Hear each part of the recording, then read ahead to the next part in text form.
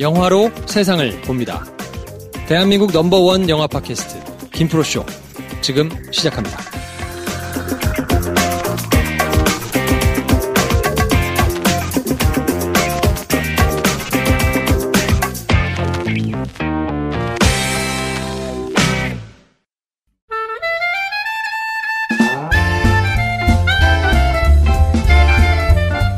네, 오늘은 굉장히 특별한 분을 모셨는데요.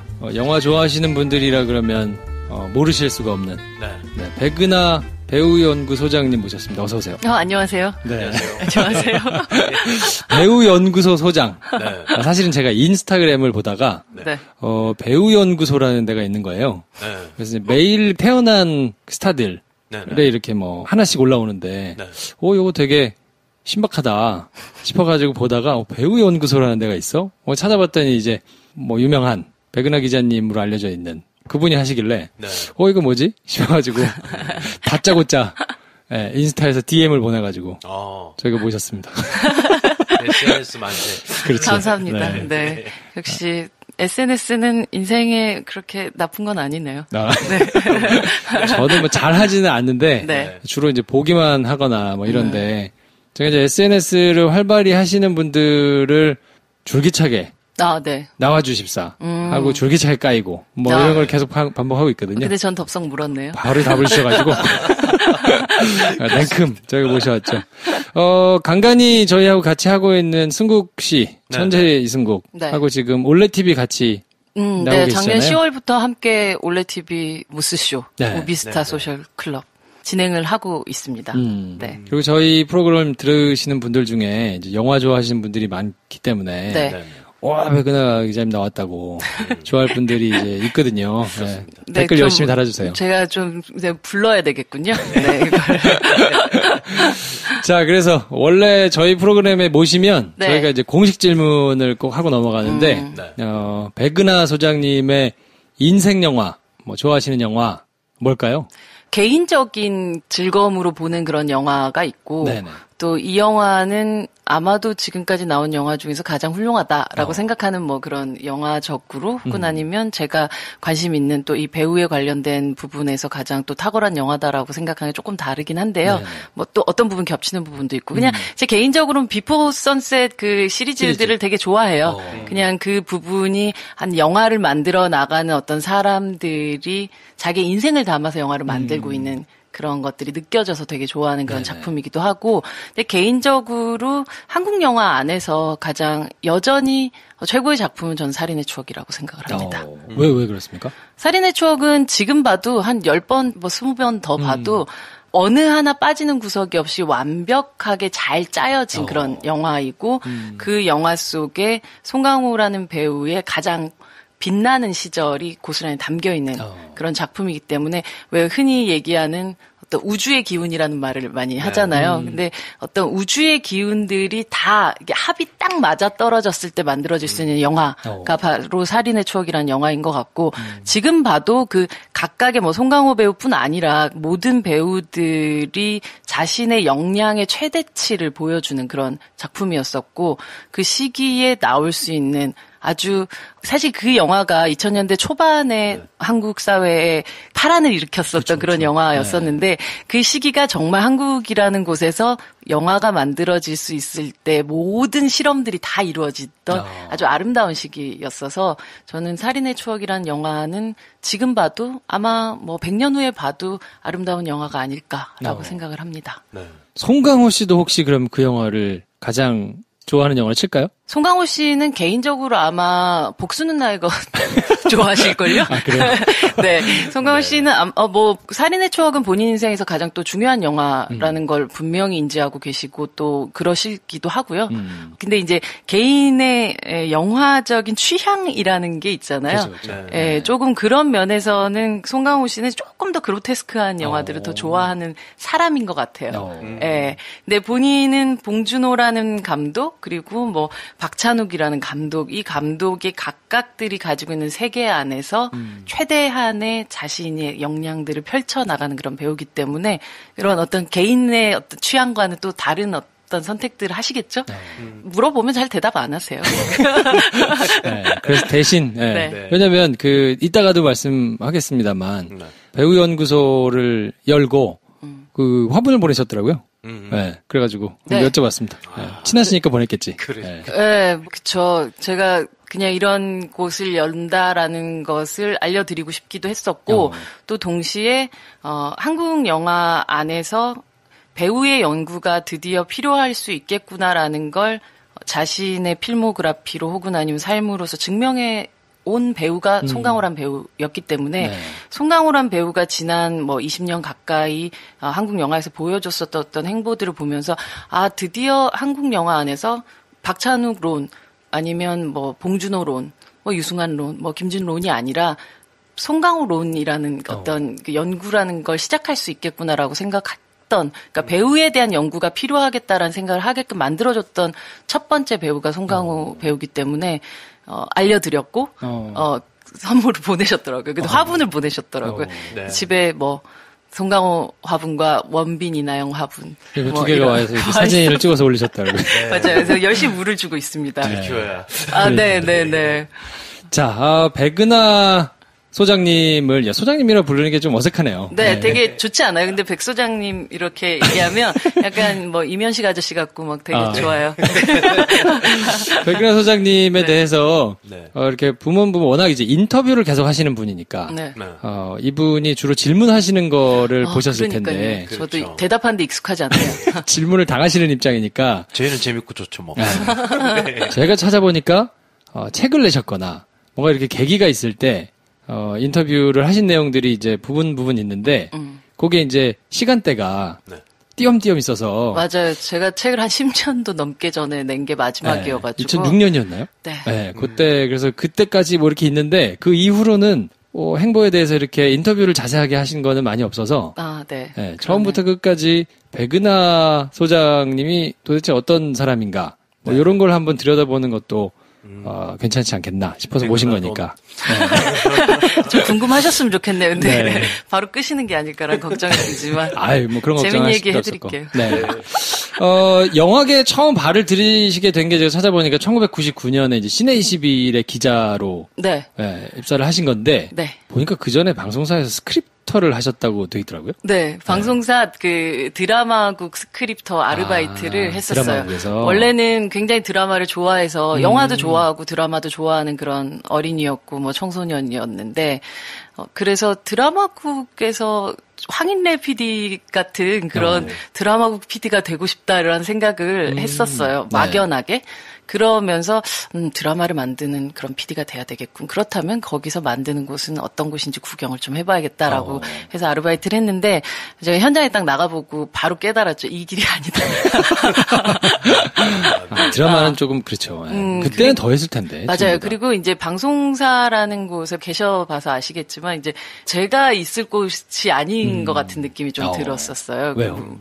그냥 막연하게 좀 그냥 너무 힘든 곳이다라는 느낌이 좀 들기도 했었고 제가 그냥 왜 항상 머릿속으로 생각하는 어떤 직업의 세계와 실제로 그 직업에 뛰어들었을 때 내가 이것에 맞는 사람인지는 좀 알 수 없는 부분이 있는 것 같아요. 근데 막상 들어가 보니까 생각했던 것보다 별로 창의적이지 못한 사람이란 걸 깨달았어요. 그래요? 네. 근데 진짜 그 창의성을 가지고 해야 되는 일이라고 생각을 하거든요. 그게 창작의 글을 쓰는 사람들이라든지 혹은 아니면 이런 연출을 하시는 분들이라든지 이런 분들은 굉장한 창의성을 가지고 있어야 되는데 저는 그게 안 된다는 생각이 들더라고요. 근데 대신 어떤 사람이 굉장히 창의적인 일을 했었을 때 그 창의적인 일들이 어떠한 마음으로 벌어졌고 그것을 이해하고 지켜보고 또 그것에서 기록하고 쓸 수 있는 사람으로서는 너무 행복하겠다라는 생각을 하게 됐어요. 그때 일을 하시면서? 네. 그러면서 막연하게 이제 기자 일이라는 걸 생각을 하게 됐던 게 사실 아마 그 시기를 좀 기억하시는 분들이라면 그냥 시내21은 대학생들한테 그냥 꿈의 직장이죠. 네, 직장이라는 걸 떠나가지고 그걸 매주 보는 것 자체가 내 인생을 굉장히 풍요롭게 만드는 그쵸. 그런 독서의 행위 같은 거였기 때문에 항상 그냥 시네21에 대한 막연한 동경 같은 게 있었던 것 같아요. 그래서 공채 시험이 이렇게 항상 뒤에 보면 좀 이렇게 떠 있더라고요. 그래서 입사 원서를 내고 뭐 그런 방식으로 해서 그 멋진 공간에 확 딱 들어가게 됐었죠. 99년이면 제가 기억하기로 그때 이제 이메일이 막 퍼질 때 한 메일로 알려진. 네, 그때가 이제 저희 사 시스템들도 지금 같은 그런 인터넷으로 이렇게 되어 있다기보다는 거의 뭐랄까 도스 같은 이렇게 디디딕 해서 그냥 올리고 뭐 이런 식이었었어요. 아주 아날로그한 방식의 그 약간 과도기 같은 방식으로 천리안 라우누리 뭐 이랬을까요? 네네. 아마 접속을 기억하시는 분들이라면 접속이라는 영화에서 유니텔이 처음 나왔었잖아요. 유니텔이라는 게 약간 인터페이스가 조금 기반된 그 전에 좀 따라라라라 하는 식으로 그냥 이렇게 올라가서 이제 텍스트만 나오는 게 아니라 좀 그림도 나오고 했던 그런 시기잖아요. 이제 요런 게 넘어가던 시기 정도의 아날로그와 디지털의 중간 정도의 일을 시작을 하게 됐었던 것 같아요. 그때 이제 막 한국 영화도 쉬리 막 이런 거 이제 나오고 이럴 때니까. 네, 그 시기가 정말 저는 너무 행운이다라는 생각을 했었던 게 지금은 아마 그 시기가 다시 돌아오지 않을 거다라는 아쉬움과 또 슬픔도 있긴 하지만 잡지 만든 사람으로서는 너무 재밌는 시기였었던 거예요. 그냥 뭐 눈 뜨고 일어나면 갑자기 무슨 박찬욱 감독의 조감독 하시던 뭐 유승환이라는 친구가 뭐 영화를 만들었는데 짜투리 필름으로 뭐 이게 죽거나 혹은 나쁘거나요. 뭐 이런 식의 그러다가 뭐 홍상수 감독이 뭐 김기덕 감독이 뭐 여러 감독들이 그때 이제 마구 태어나고 있었던 그런 시기였었고 지구를 지켜라 같은 작품이 2003년도 2002년도에 이제 만들어지면서 생각을 해보면 아마 그런 아주 실험적이고 괴상하고 그로테스크한 작품이 2013년 혹은 아니 2018년에는 아마 기획조차도 안 됐을 수도 있는 그런 작품들이 그 당시에 이제 사이더스라는 거의 메인스트림의 제작사를 통해 가지고 영화가 만들어지기도 했던 굉장한 실험과 굉장한 변화와 그리고 굉장한 새로운 작가들이 막 마구마구 나올 때니까 사실 잡지 만든 사람들은 그렇잖아요. 기획회의 같은 걸 하는데 그럼 뭘 하지 이런 고민을 할 필요가 없었어요. 그냥 한 사람 한 사람 이름만으로 그냥 뭐 이번 주에 뭐 봉준호 특집 할까 뭐 이렇게 될 수 있는 그런 시기였던 거죠. 물론 뭐 제가 처음에 그 입사했었을 당시만 해도 플란다스의 개라는 아주 또 비운의 데뷔작을 내셨던 그런 봉준호 감독이었기 때문에 당시만 해도 이후에 이제 봉준호 감독의 첫 작품을 우리가 인정하지 못했다라는 것 때문에 시네21이 틀렸다라는 그런 사죄 기사를 쓰기도 했었던 그런 시기였었던 것 같아요. 그래서 새로운 시네아스트들 그런 새로운 그 어떤 영화 작가들이 등장하던 시기고 새로운 또 작가들이 발굴한 혹은 아니면 작가들과 손잡은 새로운 배우들이 등장하던 시기에 저는 아주 운 좋게도 정말 그건 저는 운이라고 생각을 하는데 시기적인 운 그 시기에 저는 입사를 하게 됐었고 실질적으로 저희 선배님들이 기본적으로 평론의 베이스를 하고 계신 분들이기 때문에 약간 배우 만나는 거를 좀 무서워하시기도 하고 좀 싫어하시기도 하고 그래서 평소에 워낙 까니까. 아니 그렇다기보다 사실은 오늘 이제 그 얘기를 길게 할 텐데 배우라는 종족들이 사실 쉽게 이야기들을 하기가 되게 어려운 종족들이죠. 그러다 보니까 어떤 종족입니까? 이 종족들은 매우 마음을 쉽게 여는 것처럼 보이지만 그래서 매우 대중적인 사람들이지만 동시에 자기 안에 어떤 것들을 절대 얘기하지 않는 사람들이기도 하죠. 그러다 보니까 표지는 항상 있잖아요, 잡지에. 그러면 이제 표지 인터뷰를 해야 되는데 표지 인터뷰는 그래서 막내들 차지였어요. 그래서 들어왔으니까 이제 네가 지금 당장 리뷰를 쓰거나 뭔가 더 심층 있는 그런 심층의 어떤 기사를 쓸 수 있는 상황은 아니니까 인터뷰를 해라. 이렇게 해서 저는 도대체 인터뷰라는 것이 무엇인지도 모르는 상태로 그냥 저의 그들을 향한 애정과 경애 이 하나만 가지고 인터뷰라는 공간에 들어가게 됐었던 거죠. 그러면서 사실은 거의 맨 땅에 헤딩을 하면서 배웠던 것 같아요.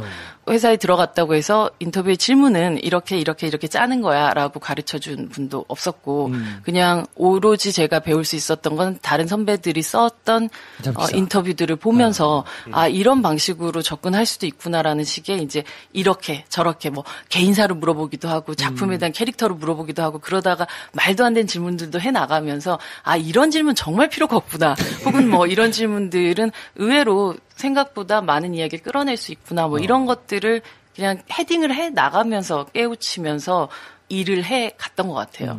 그러면서 점점점 생겨났었던 것들이 지금도 마찬가지지만 배우에 대한 이야기들은 많은 사람들이 하고 모든 사람들이 사실은 좀 한 영화에 대해서 배우에 대한 이야기들을 과도하게 하는 편이긴 한데 그 배우에 대한 그 평가들이 제대로 이루어지는 경우들이 별로 없는 경우들이 더 많아요. 개별에 대한 어떤 그 개인사들에 대한 이야기들을 하게 되는 경우가 있는가 하면 뭐 그냥 연기 그냥 쩔어 막 죽여 뭐 이런 아주 그냥 정확하지 않은 어떤 수사들로 그들의 연기를 그냥 평하는 경우들도 많기 때문에 그런 부분에 있어서 스스로도 갈증들을 느끼기 시작한 어떤 시점들 같은 것도 분명히 있었던 것 같아요. 네. 배우분들도 스스로 갈증을 느끼시나요? 배우분들이 가장 힘들어하는 부분들은 그런 것 같아요. 인터뷰들을 계속 하잖아요. 네. 기자들이 계속 바뀌어요. 한국의 그 기자 시스템들을 보시면 아시겠지만 어느 정도 나이가 들면 데스크로 올라가고 데스크로 올라가면 이제 현장에서 더 이상 인터뷰를 하지 않고 그러다 보면 이제 계속 어린 기자들이 인터뷰를 하게 되죠. 그러면 이제 처음부터 다시 제로 세팅을 하면서 이 사람들하고 이야기를 해 나가야 되는 거야. 뭐 데뷔는 언제부터 하셨어요? 뭐 이런 같은 그런 이야기들을 처음부터 해야 되죠. 물론 신선한 부분들도 분명히 있겠죠. 또 어떤 방식으로 접근을 하느냐에 따라서.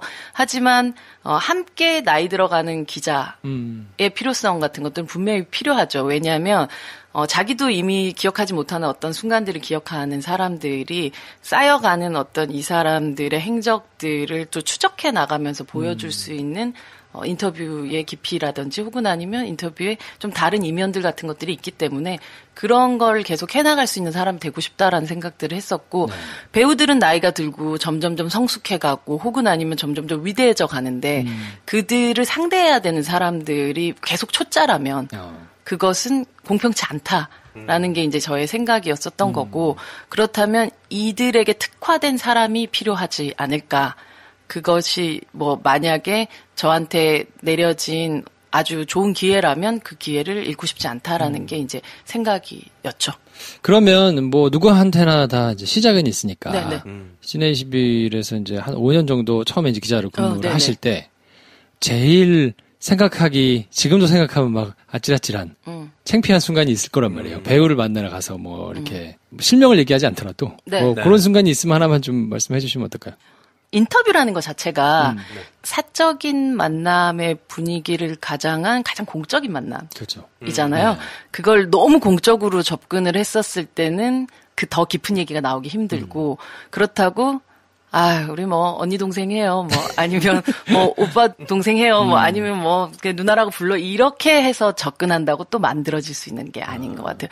각각들에 대한 직업에 대한 경애를 가지고 존중을 가지고 대하는데 그거 자체를 또 그렇다고 너무 오피셜하게 대하면 또 안 되는 그런 아주 묘한 그런 지점들 같은 것들이 있는데 저는 이제 처음에 이 분위기를 어떻게 만들어야 되는지를 모르겠다는 생각을 한 거죠. 그리고 지금은 오히려 저보다 나이대가 어린 배우들이 더 많아지게 됐지만 당시로서는 너무 대단하신 분들을 만난다라는 생각 때문에 처음에는 나이보다 많게 보이려는 그래요? 행동들을 좀 했던 것 같아요. 이를테면 어떤? 뭐 그럼 기자님 몇 살이에요? 뭐 이런 거 물어보면 뭐라고 답할까 이런 생각들을 했었던 것 같아요. 뭐라고 답했습니까? 먹을 만큼 먹었어요.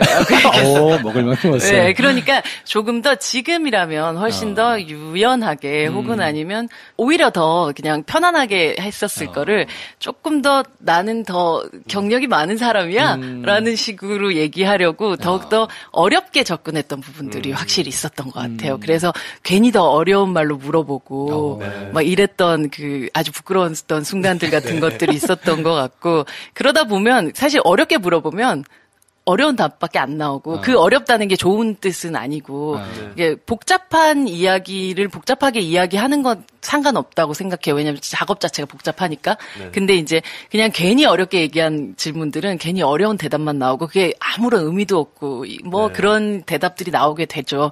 그러니까 글쓰기는 좀 좋은데 실제로 그 글을 읽고 나가지고 그 사람에 대한 인상이 남지 않는 그런 인터뷰들을 하게 되는 경우들이 있어요.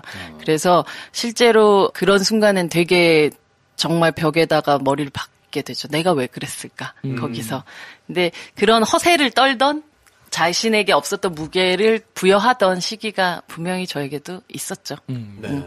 괜한 질문에 괜한 답만 계속 연속해서 나오고 있는. 그랬던 순간들이 네. 있어서, 이 사람들한테 어떤 수로를 못 찾고 있는 그런 느낌이었었어요. 그래서 어디를 찔러야 되지? 뭐 이런 느낌 같은 것들. 근데 막 되게 이제 겉만 돌고 있는 느낌 같은 것들이. 근데 그런 방식의 인터뷰를 끝내고 나면 굉장히 괴로워요.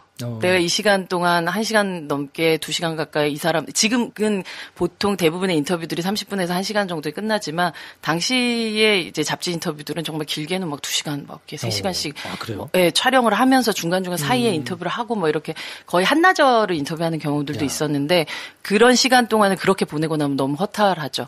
하지만 또 역으로, 어떠한 배우가 정말 혼신의 힘을 다해서 자기의 이야기를 해주고 제가 그걸 받고 났을 때 약간 몸살이 나는 경우들도 있었어요. 진짜요? 예, 예를 들자면, 그러니까 지금도 뭐 기운이 상당하시지만 최민식 같은 배우가 이제 올드보이 하던 시기라고 생각을 해 보신다면, 파이란. 이런 작품들을 하시던 시기에 인터뷰를 정말 긴 시간, 장시간 하고 나면 진짜 집에 들어가면 그냥 쓰러졌었던 적도 있었던 것 같아요. 그래요? 너무 집중을 하잖아요. 그 사람의 이야기를 고스란히 이렇게 받아줘야 되는 포수의 역할이기도 하고, 동시에 또 이거 공을 던져주시면 또 이렇게 던지기도 해야 되고 막 이러다 보니까 엄청난 긴장감을 가지면서도 동시에 되게 편안한 척 하면서 이야기를 또 해야 되다 보니까 그게, 그리고 또 배우들이 기운들이 약간 무당들이라서 정말 기운들이 엄청 세요.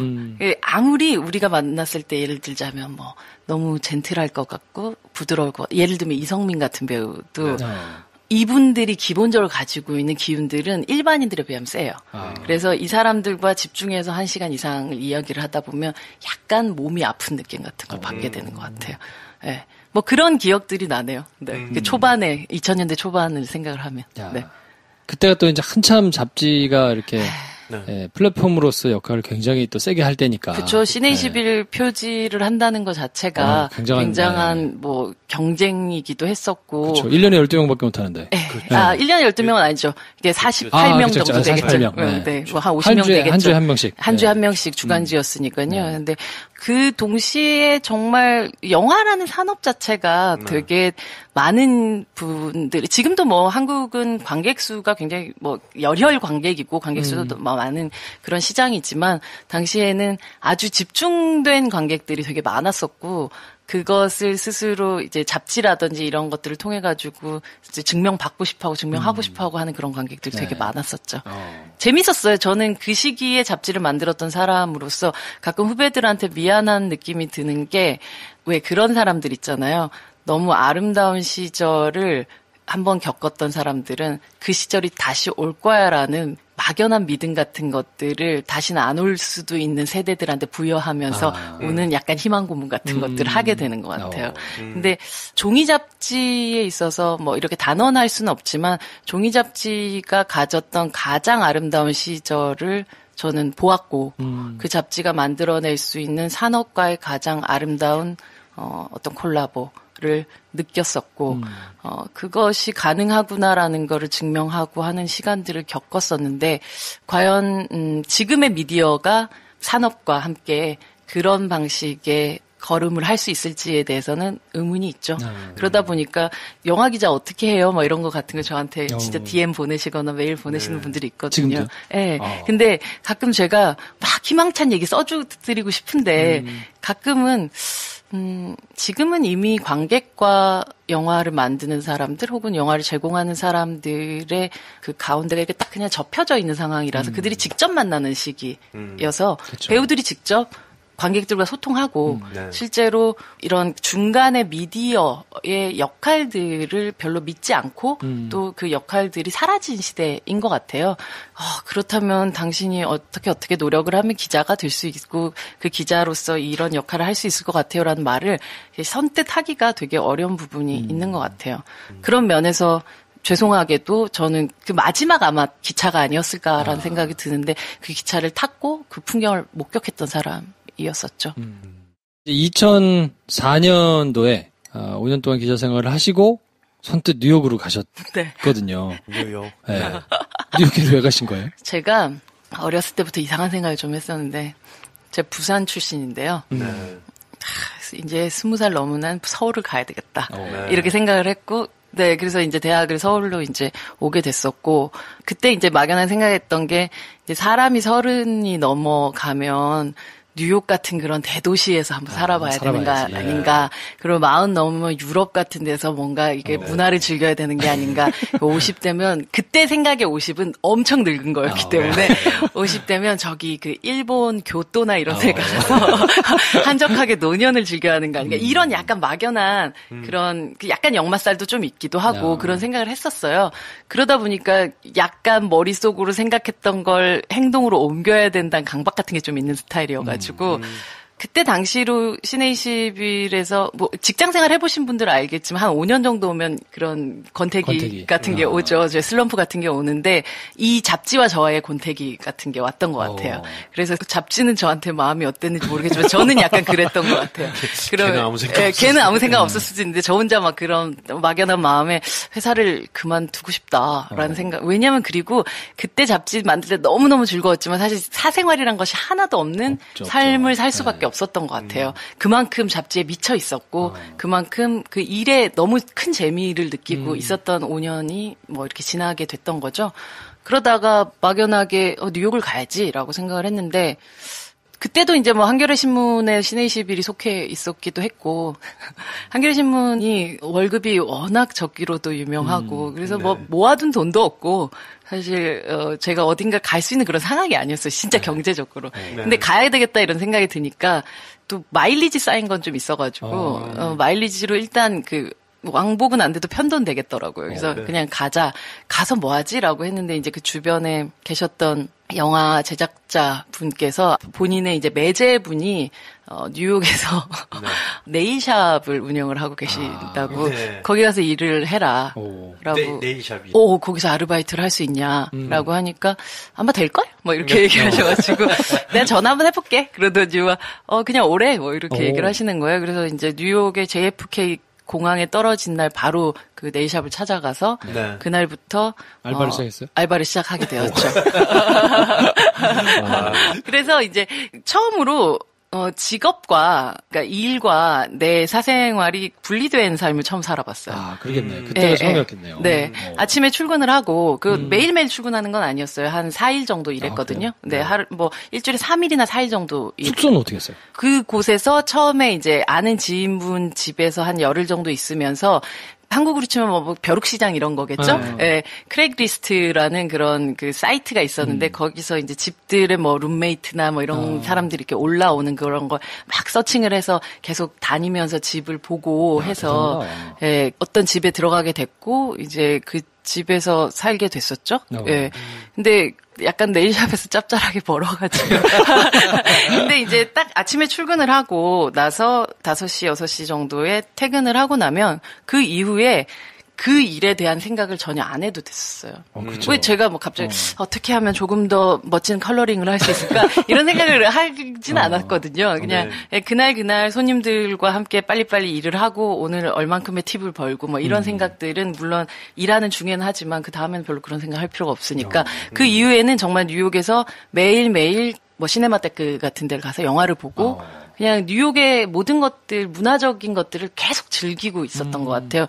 왜냐하면 돈을 벌긴 했고 또 어느 순간 단골들이 좀 생기면서 이 팁들을 좀 많이 주는 사람들을 공략을 하면서 그때 이게 팁 많이 주시는 분들을 우리 그 주인분이 우순이라고 불렀거든요. 우순이? 네, 짠순이 우순이라고 구별돼서 우순이들의 그 집중 공략을 하면서 결국 마지막에 뉴욕에서 올 때쯤 됐었을 때는 시내21에서 벌었던 것보다는 훨씬 많이 벌었었던.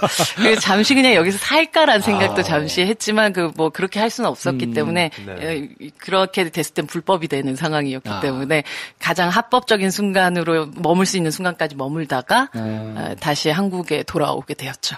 비자 기간에 네. 맞춰서 그럼 계시다 오신 거네요? 네, 비자 기간에 맞춰서 있다가 오게 됐었어요. 외화벌이를 하고 오셨네요. 네, 외화벌이를 와서 한국 와서 그걸 이제 좀 통용이 됐으면 모르겠는데 거기서 그냥 쓰고 뭐 했던 네. 거라서 네.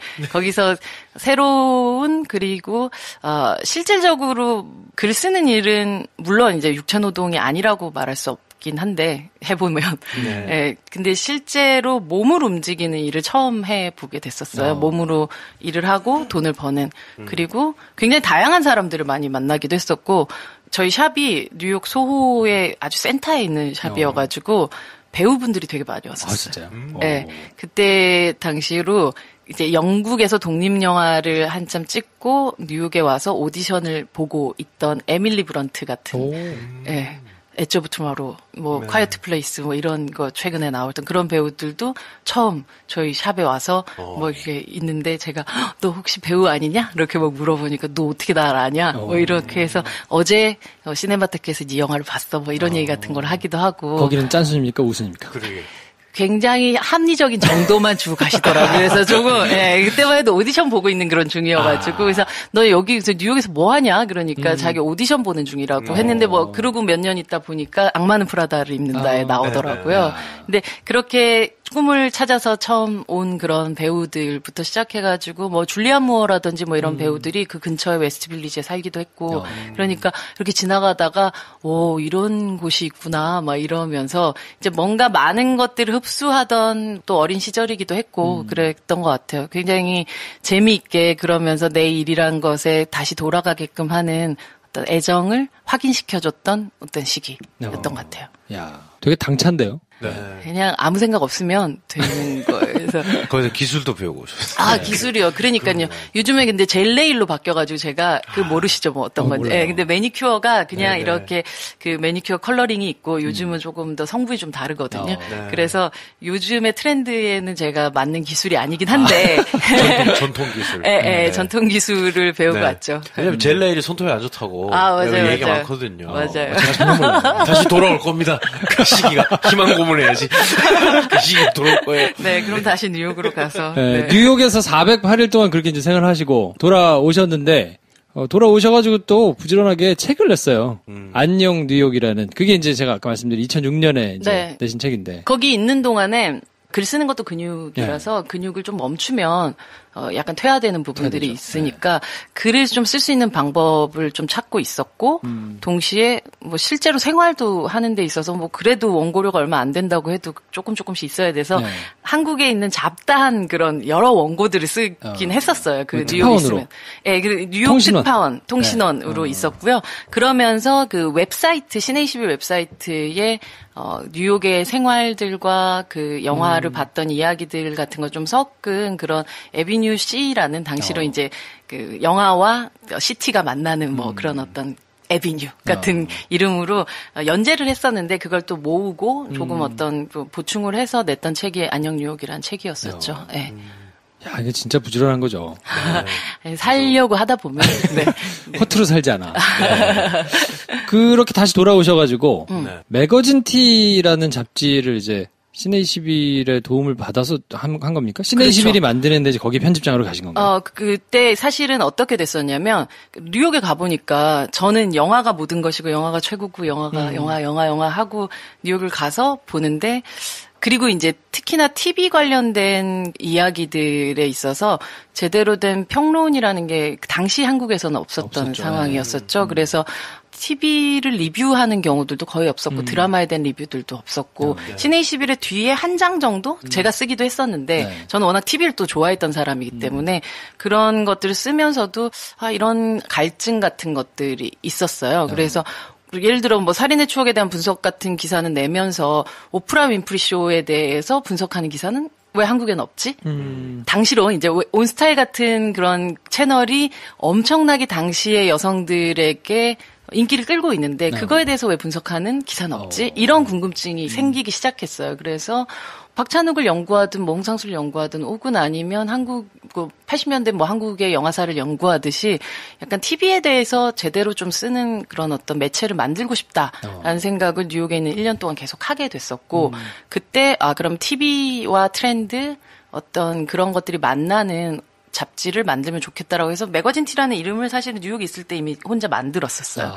그래서 돌아와서 이걸 어떻게 만들면 좋지라고 생각을 하고 있었던 시기에 시내21 당시에 이제 김상윤 대표가 오랜만이라고 식사하는 자리를 가졌는데 너 앞으로 뭐 할 거냐 뭐 이래서 저 그냥 이런 잡지를 혼자 어떻게 웹에서 안 되면 블로그라도 해서 하나 만들어 볼까 뭐 이런 생각도 있는데요. 뭐 이렇게 하니까 그럼 들어와서 한번 런칭을 해봐라라고 얘기를 하셔가지고 들어와서 이제 거기서 이제 기자들을 새로 뽑고 뭐 하면서 이제 시내21의 말 그대로 샵인샵 같은 그 개념으로 조그맣게 그 웹사이트 웹 런칭을 하게 됐었던 거죠. 그게 바로 매거진 T라는 그 잡지의 시작이었었고 당시에 꽤 재밌게 작업했었던 것 같아요. 그냥 시내21을 TV판으로 만든다라는 생각과 동시에 웹이라는 되게 새로운 그러면서 당시에 웹툰을 매일매일 다른 웹툰을 연재를 시켰거든요. 그러면서 매일매일 누군가가 들어오게끔 하는 약간 떡밥이라고 하죠. 이런 것들을 어떤 레귤러한 것들을 할 수 있는 충성도를 높이기 위한 웹툰을 배치하고 그러면서 이제 좀 인터뷰도 하고 또 그리고 리뷰들도 하고 뭐 그러면서 뭐 노희경 작가부터 시작해서 이제 TV에 말 그대로 이제 라이터가 아니라 오서로서 작가들을 또 파헤치고 혹은 아니면 이제 그때 시기가 정확하게 말하자면 한국에서 케이블 시장이라는 것이 자신의 브랜드들을 만들고 있었던 그러면서 케이블 시장에 혹은 아니면 KBS 안에서도 마찬가지였었는데 각각의 그 크리에이터들이 자기의 브랜드들을 가지기 시작했던 시기였던 것 같아요. 그러니까 우리가 처음부터 이렇게 따라갔던 그 사람들이 예를 들면 나영석 PD나 김태호 PD 같은 분들이었었죠. 그러면서 사실 무한도전의 시작과 거의 같았어요. 그러네요. 예, 그러면서 그들의 성장들과 왜 그 TV라는 것이 어떤 방식으로 새롭게 바뀌고 있고, 그러니까 우리가 흔히 얘기하는 3사 위주의 방송이 아니라 실질적으로 어떠한 크리에이터를 따라가는 아주 열혈의 팬들이 생기기 시작했다는 것들을 감지하고 그것들에 대한 말 그대로 팬 관리와 함께 새로운 그들이 원하는 고파하는 어떤 정보들을 제공하는 그런 일들을 해 나가면서 굉장히 재미있게 그 잡지를 만들고 또 함께 했었던 뭐 그 당시 이제 뭐 최지은 기자라든지 위근우 기자라든지 장경진 기자라든지 그런 기자들과 함께 너무너무 재미있게 그 잡지를 만들어 갔었죠. 네. 그게 이제 나중에 이름이 테나시아로 바뀐 거죠? 그때 이제 회사가 약간의 참 어려운 일들이 되게 많았어요. 그러니까 꿈으로만 밥을 먹을 수 없다라는 걸 되게 뼈저리게 느꼈었던 시간들이 많았었고요. 우리가 움직이는 데는 사실은 돈이 드는 게 사실이고 하지만 그것을 보고 싶다는 열망과 실제로 볼 수 있게끔 움직이는 연료가 항상 동시에 오는 것 같진 않았어요. 그래서 잡지 좋은데 재밌는데 돈이 안 되는 거예요. 그냥 보고 그냥 마는 거죠. 그렇다고 해서 저희가 뭐 텀블벅을 합시다 뭐 이럴 수도 있는 상황도 아니었었고 당시로는. 그래서 어떻게 계속 먹고 살 수 있을까 뭐 계속 고민하다가 결국은 이렇게 회사가 망하나 하던 시점에 또 다른 어떤 도움의 손길이 오기도 하고 뭐 이러면서 잡지 이름이 바뀌게 된 게 바로 테나시아였었고 원래는 10명 정도가 그래도 우리가 다음에 어떤 도움의 손길이 오더라도 이대로 그냥 만들어보자라고 해서 텐 매거진이란 거를 네이버 블로그에 10명이서 만들게 됐던 게 사실은 원래 그 사이 중간이었었고요. 거기에 이제 아시아경제신문이라는 곳에서 저희를 흡수하면서 테나시아라는 이름으로 다시금 재런칭을 하게 됐었던 거죠. 실제로 뭐 만들었던 사람의 그 인력 구조는 거의 같다라고 생각하면 되는 게 당시에 이제 매거진 T와 이제 테나시아의 변화였었고 사실은 좀 어린 나이긴 했었던 것 같은데 30대 초반에 굉장히 긴 시간 동안 편집장의 일을 하게 됐었던 거죠. 그러면서 이게 한참 취재를 하고 인터뷰를 하고 뭔가 내 글을 써야 되는 시기에 누군가의 글을 봐주고 그리고 전체의 판을 짜고 데스크를 하는 일들을 하다 보니까 스스로 너무 지치는 순간들이 결국 왔었던 것 같아요. 굉장히 재밌고 후배들이 커나가는 거 보는 건 너무 즐거웠지만 나는 도대체 뭘 하고 있지라는 생각을 하게 됐었던 시기에 이제 편집장을 그만두겠다는 생각을 했었던 거죠. 아니 그리고 제가 찾아보니까 테이스트 팩토리라는 곳을 만드셨. 네, 그 테이스트 팩토리가 매거진 티를 시내21에서 들고 나와서 만들었었던 회사였었던 거죠. 그 회사가 그럼 이제 나중에 테나시아가 됐던 거죠. 네, 네. 그 회사가 됐다라기보다 그 팀이 이제 이렇게 넘어가면서 그 시기가 사실은 우리가 흔히 얘기하면 어떤 회사를 들어갈 때 이력서 같은 거를 낼 때 되게 암흑기라고 할 수 있는 게 왜냐면 그 모든 회사들이 다 사라져버린 상황이니까 재직증명서를 뗄 수 있는 곳이 없어진 곳이 됐죠. 그래서 그 이후에 잠깐 1년 정도 경향신문에 있게 됐었는데 그 1년 가기 전에 왜 새 재입사를 할 때 필요한 서류들이 있잖아요. 근데 그걸 증명한다는 게 어려운 일이 돼버려서 되게 슬펐었어요. 네. 회사가 없어지면. 네, 회사가 없어지면 그렇죠. 그래서 계속 명함이 더 이상 쓸 수 없는 명함이 된다는 것도 되게 슬펐었기도 하고, 우리가 너무 재밌게 만들고 있고, 분명히 독자도 있고, 즐겁게 만든 사람도 있는데 왜 돈은 안 되지? 이런 생각 계속 하고 있었어요. 어떻게 하면 돈을 벌지? 근데 그게 너무 답이 안 나오는 거예요. 근데 제가 사실 진짜 돈을 못 벌거든요. 어릴 때 저희 어머니께서 저는 사주나 이런 거를 잘 안 보는 편인데 그런 걸 보면 돈을 못 버는 팔자래요. 근데 이제 항상 쓸 만큼만 있대요. 되게 좋은 팔자 아니에요? 근데 저는 개인적으로 그렇게 생각을 하는데 그러다 보니까 뭔가 저 혼자만 되게 좋은 팔자라고 생각하고 살 텐데 그것을 대표하는 사람이 됐었을 때 우리가 돈을 벌 수 있는 아니면 돈을 버는 머리가 별로 없었던 그런 상황에서 후배들도 너무 고생시키는 것 같고 그냥 꿈만으로 막 이렇게 얘기하기에는 어느 선의 한계가 다다르게 됐던 것 같아요. 그러면서 회사를 더 이상 모두의 즐거움을 위해서 일을 하는 사람으로 될 수는 없겠다라는 생각이 들었었고 잠깐 그 경향신문을 가게 됐었던 그 이유도 처음에 난 너무 그냥 하나에 집중한 스페셜리스트로 너무 오랫동안 있었으니까 좀 제너럴리스트로서의 삶을 한번 살아보는 건 어떨까라고 하면 이제 종합일간지니까 그리고 왠지 거길 가면 제가 어린 사람일 것 같은 느낌일 거예요. 이미 시간은 훌쩍 지났는데. 네, 근데 아직까지 갔는데 이제 여전히 나이 드신 분들이 굉장히 많은 게 일간지의 그 어떤 시스템이잖아요. 그러니까 되게 젊은 축에 속하더라고요. 그래서 좋을 거라고 생각하고 갔는데 실질적으로 다르던가요? 예, 그게 이제 일간지 문제는 아니었고요. 실제 일간지의 특성인 거죠. 영화라는 장르에 대한 경외가 있는 곳은 아니죠. 보통은 일간지에서 영화 기사를 일면에 쓸 수 있는 이유들은 몇 가지가 있어요. 상을 받거나, 그렇죠. 누가 큰 사고를 치거나, 1000만이 넘거나, 죽거나, 요런 정도죠. 그러다 보니까, 저같이 영화라는 이 딱 하나의 장르 안에서 많은 그런 애정을 쏟고 있었던 사람으로서는 뭔가 계속 배고픈 그런 상황이었었던 것 같아요. 그래서 오랫동안 함께 있기 힘들겠구나. 그리고 정경사의 어떤 치어리딩을 하고 싶진 않다라는 게 이제 저의 마지막 결론이고 모두들이 해피할 수 있는 상황이면 빨리 결정을 해야 되겠구나라는 생각을 하게 됐었던 것 같아요. 그러면서 그게 제가 약간 대책이 좀 없는 게 그렇다고 어딘가를 갈 거라고 생각하고 그만둔 게 아니고 그냥 더 이상 여기서 뭘 할 수는 없을 것 같아라고 그냥 그만뒀어요. 그러면 뭐가 되겠지 이렇게 생각을 하고. 그리고 소장님이 되셨죠. 네. 그러다가 이제 IPTV가 굉장히 급부상하는 어떤 시점에 올레TV에서 프로그램을 만들게 되었는데 그때가 그럼 2000? 네, 바로 그 해였었어요. 회사를 그만둔 바로 그 해 2달 정도 있었던 것 같은데 그러면서 이제 올레TV의 프로그램을 하게 됐던 게 이제 프리랜서로서의 첫 시작이었었죠. 네. 야, 그때도 근데 시간은 짧았다고 얘기하시는데 제가 찾아보니까 블로그 형태로 그때 이제 만나가지고 글 쓰셨던 것들이 다 모였더라고요. 네. 굉장히 많아요. 글이. 그냥 논이 이런 마음으로 그냥 뭐든지 좀 해놓고 기록하고 아카이빙을 만드는 게 되게 중요하다고 생각해요. 그러니까 그건 저 같은 이런 직업인들도 있지만 여러분들도 아마 마찬가지실 것 같아요. 본인이 해놓으셨던 것들을 잘 정리해 놓는 게 되게 중요한 것 같아요. 네. 그럼 결국 그게 지금은 모든 것들을 자꾸 그런 구글 창이나 네이버 같은데 이런 서치를 많이 하잖아요. 근데 내 아카이브를 서치하는 것. 그것만으로도 사실은 굉장한 자원이 될 수 있다라는 거거든요. 그래서 그 부분은 이제 그때부터 조금 더 많이 해왔던 것 같아요. 네. 네. 그리고는 이제 가만히 안 계시고 또 그 이후에 영국을 다녀오셨거든요. 네. 네. 가서는 학위를 따셨죠? 네. 원래 TV에서 매주 이제 인터뷰 코너를 하고 있고 지금도 매주 배우들을 만나면서 이들을 굉장히 사랑하고 이들과 뭔가 오랫동안 일을 해 나가고 싶은데 저 스스로가 뭔가 정리를 좀 해야 되겠다는 생각이 조금 들기 시작했었어요.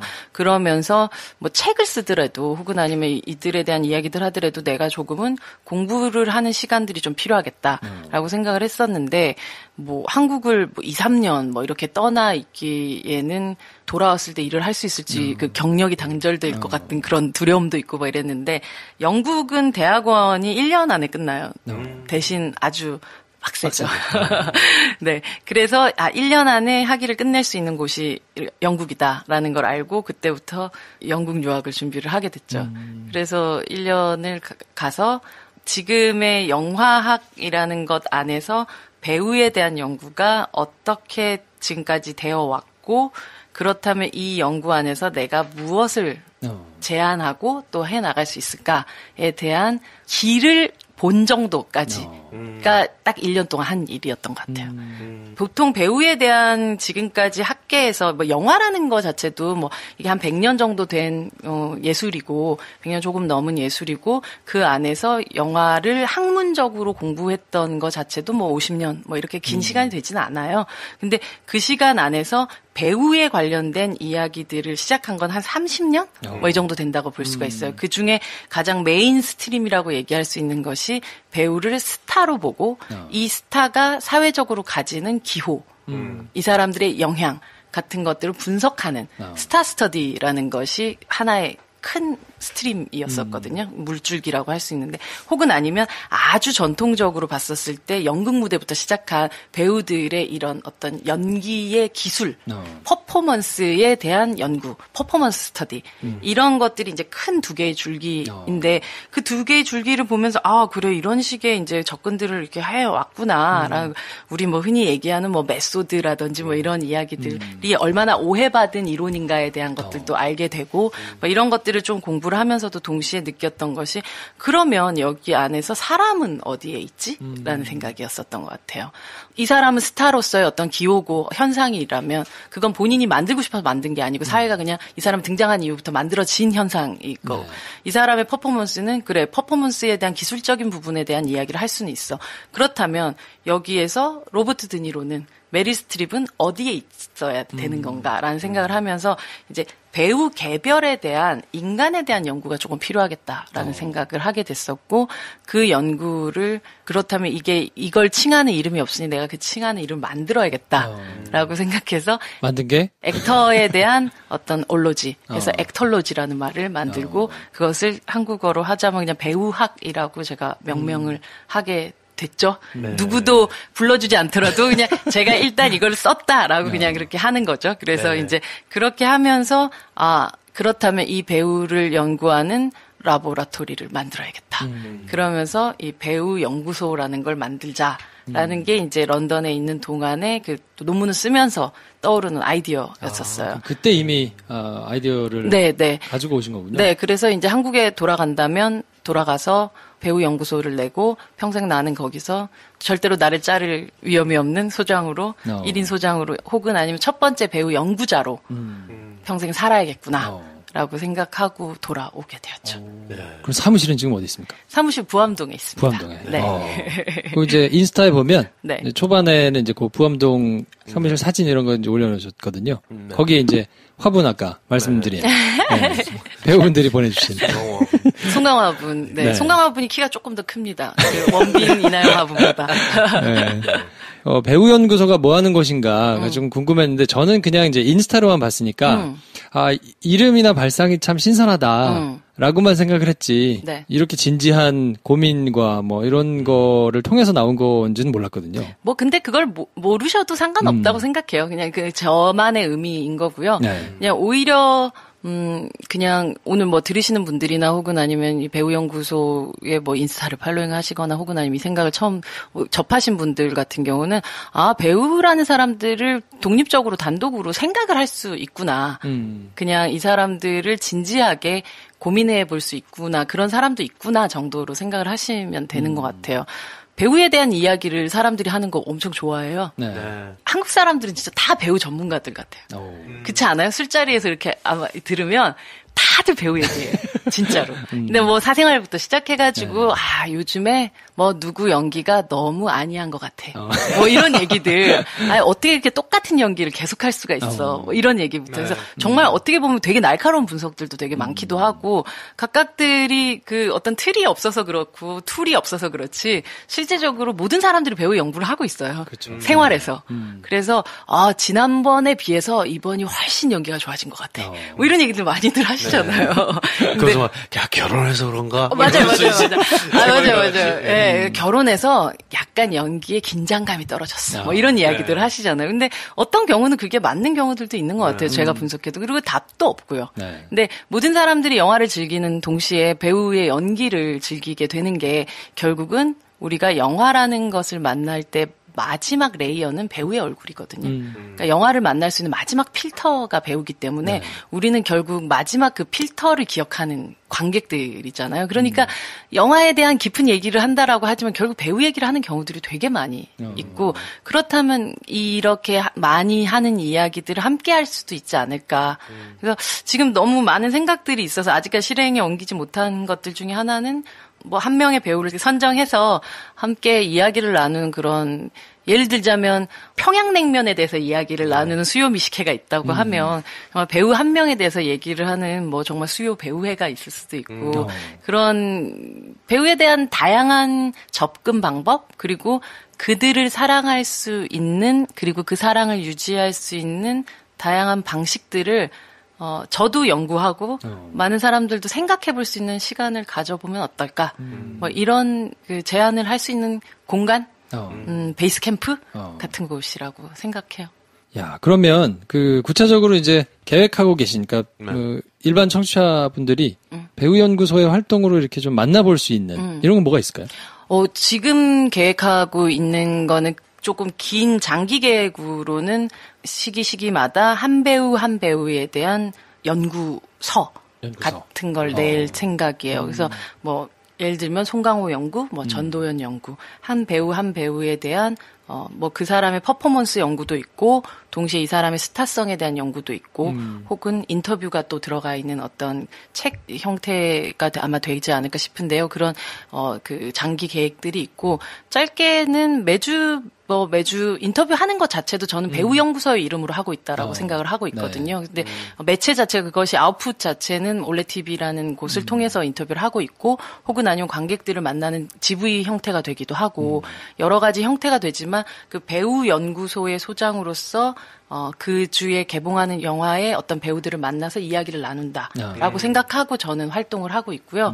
앞서 말씀드렸던 식의 함께 한 배우에 대한 영화를 한번 보고 그 사람에 대한 이야기를 좀 나누는 시간들을 가지고 싶다는 그런 마음이 있어요. 그래서 극장 상황이나 이런 것들이 조금 허락을 하는 그런 어떤 콜라보가 좀 된다면 영화 한 배우에 대한 영화를 보고 그 배우에 대한 이야기를 저와 함께 관객들이 뭐 질문과 답을 하면서 또 나눠보는 그런 토론회 같은 거. 독서 토론회 이런 거 되게 많이 하잖아요. 책 보고 나가지고 책 보고 얘기하고 이런 것처럼 그냥 영화 보고 그 배우에 대한 이야기하는 그런 시간 같은 것들 가져보면서 그 배우가 자기한테 어떤 의미였나 이런 것들 좀 환기하고 그리고 또 팬심도 다지고 뭐 이런 것들을 하고 싶은 그런 마음이 있고요. 지금 그 인스타그램에서 매일매일 인력처럼 배우의 생일을 맞은 배우에 대한 것들을 올리면서 저 스스로도 되게 재미있는 느낌을 되게 많이 받는 게 굉장히 다양한 배우들이 많다라는 것. 그리고 그들이 태어남으로 인해서 만들어졌던 영화들이란 것들로 인해서 저희는 또 얼마나 큰 즐거움을 느꼈었나 하는 것들. 아주 어린 배우도 있고, 이젠 세상에 없는 배우도 있고, 지금 막 성장 중인 배우도 있고, 혹은 아니면 약간의 쇠락기에 있는 배우들도 있고, 그 각각의 배우들의 얼굴들이 모여있는 그 전체의 지도들이 지금 한 2달 가까이 이제 돼가는데, 이렇게 보고 있으면 곡간의 양식 같은 느낌이 들어요. 아, 저 사람들이 있는데 내가 할 일이 없어지진 않겠구나. 라는 생각 같은 걸 받게 되는 것 같아요. 네. 야, 진짜 가까이서 보면 에너지로 꽉 차 있는 것 같아요. 네. 본인이 좋아하는 일을 하시면서 뭔가 그거를 계속 이렇게 확장해가지고 세계를 좀 넓혀가는 것 같은 느낌. 다행스럽게도 그렇긴 한데 정말 좋아하는 일을, 사랑하는 방법을 찾는 거는 저뿐 아니라 모든 사람들한테 되게 중요한 것 같아요. 근데 내가 잘할 수 있는 걸 잘하는 것도 되게 중요하고 하고 싶은 걸 하는 것도 되게 중요하지만 좋아하는 걸 계속 할 수 있는 방법을 찾는 것도 되게 중요한 것 같아요. 그렇다면 내가 뭘 좋아하는지 좀 알아야 되잖아요. 제가 처음에 회사를 들어갔었을 때 가졌었던 컴플렉스 같은 거였다면 나는 왜 영화평론가로서의 길을 가려 하지 않지였었어요. 보통 그 영화평론에 관련된 방식의 공부들을 하게 되잖아요. 그렇죠. 물론 저 역시도 회사를 들어가기 전에 이제 신의20이 준비하면서 그런 준비들을 하게 됐죠. 물론 그건 여전히 배우를 연구하는 데서도 되게 중요한 베이스가 되는 어떤 이론들이긴 한데, 그러면서 조금 더 학식 있는 혹은 더 어려운 얘기를 하는 영화평론가가 되고 싶어라는 생각을 처음에 살짝 했던 적도 있었어요. 그러다가 너무 재미가 없는 거예요. 영화에 대해서 이렇게 얘기하고 있는 것 자체가 그냥 크게 저한테 동력이 생기지 않았었던 것 같아요. 근데 배우 관련된 얘기를 하는 거에는 정말 이렇게 밤을 새도 시간이 모자란 느낌이었었어요. 그때 사람들은 연예인 인터뷰하는 사람이라고들 생각을 하는 거예요. 표지 인터뷰하는 애. 그런 얘기도 했었어요. 신의20에서 표지 인터뷰 하시는 분이시잖아요. 라는 얘기를 저는 영화계에서 다른 분이랑 만났을 때도 좀 들었었어요. 왜 저는 뒤에 있는 리뷰를 쓰는 사람이 아니고 앞에 배우들 인터뷰를 하는 사람이지? 라는 생각. 근데 그게 어느 순간은 잠시는 컴플렉스였었고, 어느 순간 내가 이걸 좋아한다면 이거를 남들도 되게 좋아하는 일로 만들어야겠다라는 생각을 좀 바뀌게 됐었고, 지금은 결국은 배우를 만나고 있는 이 일이 제 천직이기도 하고, 그리고 가장 즐거운 일이기도 한 거가 된 것 같아요. 네.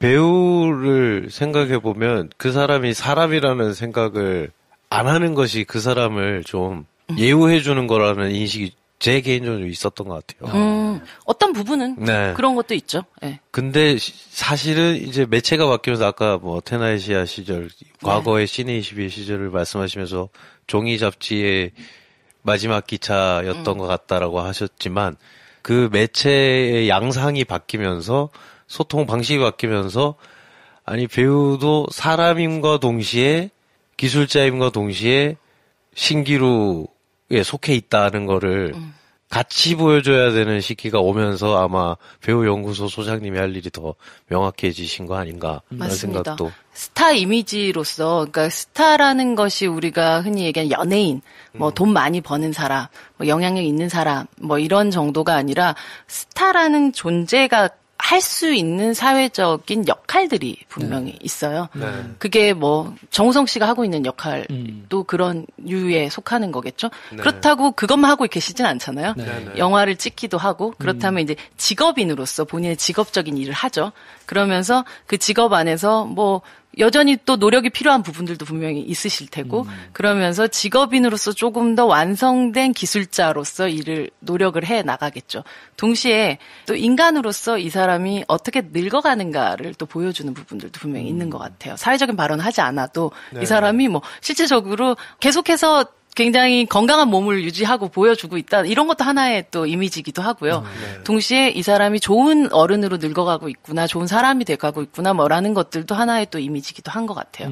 이 모든 것들이 사실 복합적으로 이루어져 있는 게 배우고, 근데 배우라는 직업이 되게 희한한 게 약간 몸으로 하는 모든 그 예술가들이 좀 그런 형태이긴 할 텐데, 피아노를 치는 피아노 악기가 있잖아요. 악기의 상태라는 것이 조율이 필요하기도 하고 이런 어떤 것들이 있지만, 어쨌든 자신의 몸과는 분리된 악기를 다루는 일이긴 한데 배우라는 사람들은 자기 몸 자체가 도구고 악기이고 그 악기가 어떤 방식으로 연주되는지를 본인이 컨트롤할 수 있다고 생각하지만 가끔 컨트롤 되지 않은 경우도 있고 그러나 동시에 그것이 머리로서는 이해하지 않고 있는데 사실은 컨트롤 되는 경우들도 있기 때문에 자기가 하고 있는 예술이 가장 자신의 육체하고 딱 붙어 있어서 그게 엄청난 각각의 영향을 끼치는 사람들이라서 살고 있는 삶이 이 사람의 예술과 너무 딱 붙어 있는 사람들이에요. 그러다 보니까 너무너무 예민한 작업을 하고 있는 사람들인 거죠.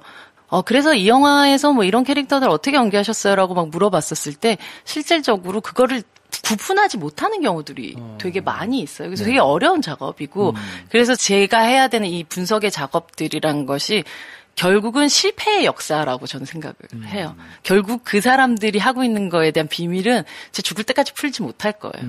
누군가도 풀지 못할 수도 있는 건데 그렇다고 그것을 풀지 않을 것이냐 하는 게 아니라 끊임없이 그것에 가깝게 가려고 노력하는 마음 정도인 거지. 어떤 사람의 어떤 배우의 이야기를 내가 완벽하게 분석했고 오히려 영화에 대한 분석은 그럴 수 있다고 생각을 해요. 영화라는 만들어져 있는 그리고 이제는 완성품이 되어서 더 이상 그 어떤 방식으로 변화하기 힘든 어떤 것들에 대한 분석들은 가능하겠지만 배우는 계속해서 아직 죽지 않은 이상은 바뀌는 사람들이거든요. 그래서 가장 하지 말아야 된다고 생각하는 것이 어떤 배우에 대해서 사형 선고를 내리는 부분. 쟤 이제 끝난 것 같아.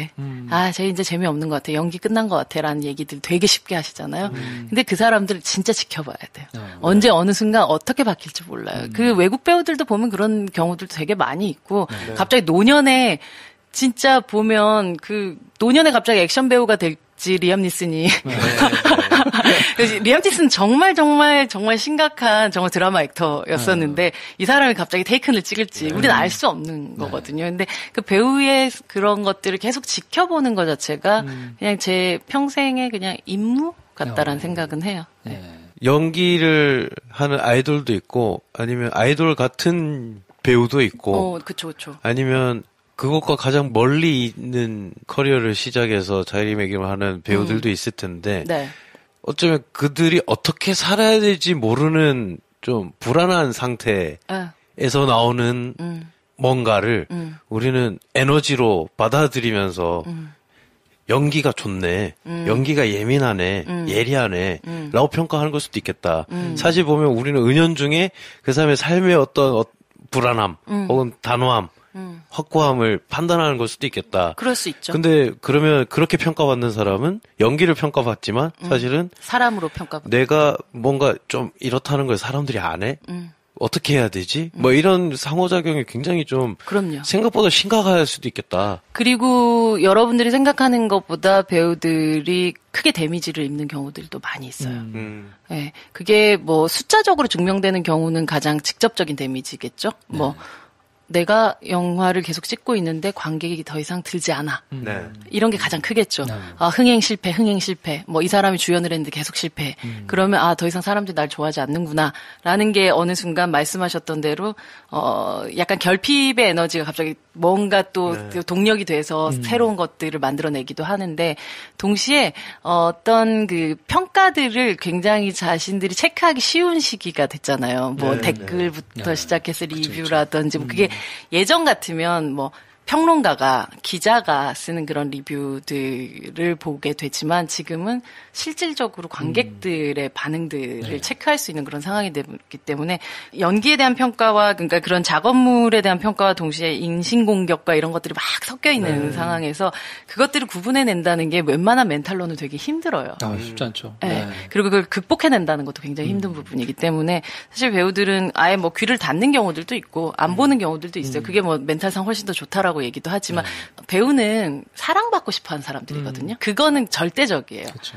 그게 뭐 감독의 사랑이든 아니면 진짜 관객의 사랑이든 사랑받고 싶어하는 사람들이에요. 그냥 단순히 내가 이걸 나 이런 멋진 퍼포먼스를 했으니까 너네들 한번 봐줘봐. 뭐 이런 사람은 사실은 그렇게 하는 척할 뿐이지 실제적으로 모든 사람들이 내가 이야기하고 싶어하는 감정을 너도 함께 느껴줄. 그것은 결국은 사랑이 통하는 부분들인데 그 사랑이 실패했다고 생각하는 순간 엄청난 좌절에 빠지게 되죠. 그러니까 그런 그 예민한 사람들에게 그것은 꼭 그런 의미가 아니었다라는 것을 얘기해주는 역할도 저는 할 수 있다고 생각을 해요.